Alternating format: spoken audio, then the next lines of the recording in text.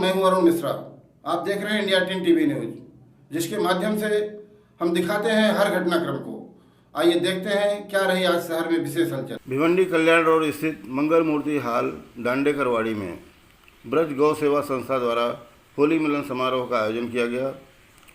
ब्रज गौ सेवा संस्था के संस्थापक अध्यक्ष शास्त्री बजरंग देव तिवारी मुरारी महाराज के नेतृत्व में होली मिलन समारोह आयोजित किया गया, जिसमें संस्था के सचिव गुरुनाथ अन्ना, खजिनदार दिलीप गुप्ता, सदस्य रामकृष्ण रामशंकर, अंबिका पांडे, सुचित गुप्ता, सुनील सिंह, उमेश गुप्ता, कल्लू भाई, शिवा भाई, योगेश, गुलाब जी, नीलम अग्रवाल, संतोष, राहुल, प्रमोद एवं सभी मित्रगण उपस्थित थे। इस ब्रज गौ सेवा संस्था को आगे बढ़ाने में सभी सदस्यों का विशेष सहयोग रहा है। तो वहीं पर कपिल मिश्रा ने सदस्यता स्वीकार करते हुए ब्रज गौ सेवा संस्था को अपना सहयोग प्रदान किया। सभी गणमान्यों एवं पत्रकारों को अंग वस्त्र देकर सम्मानित किया गया। ब्रज गौ सेवा संस्था का मुख्य उद्देश्य है कि सभी सनातन धर्मों को गौ सेवा से यह ब्रज गौ सेवा संस्था कार्य नहीं है, पर ब्रज गौ सेवा संस्था खोलने का कारण रहा। ब्रज गौ सेवा का मतलब यह नहीं है कि गौशाला ही खोलनी है। सबसे पहला हमारा यह लक्ष्य होना चाहिए कि हम सनातन कर्मी हैं और सनातन का धर्म क्या होता है, यह चीज अगर हम समझ लें तो सबसे बड़ी चीज होती है। कई लोगों ने मुझे बताया भी कि महाराज आप गौशाला तो खोल रहे, पर इसको चलाना कैसे, चलेगी कैसे। किसी कार्य को चलाने के लिए ज्यादा मेहनत की जरूरत नहीं होती है, पर संगठन की बहुत बड़ी जरूरत होती है साहब। जब यह हमने गौशाला प्रारंभ किया तो प्रारंभ में हम 2-3 ही लोग थे। धीरे धीरे धीरे धीरे 5-7 लोग हुए और बढ़ते गए।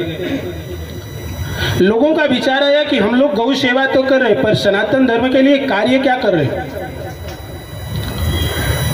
और यह गौ सेवा या गौशाला खोलना महत्व नहीं है। प्रत्येक घर में गाय की सेवा हो, वह सबसे बड़ा पूर्ण कार्य होता है। आज भारत भूमि में हम लोग गौ सेवा तो चला रहे हैं, लेकिन भारत को कभी किसी ने सोने की चिड़िया कहा था और सोने की चिड़िया थी।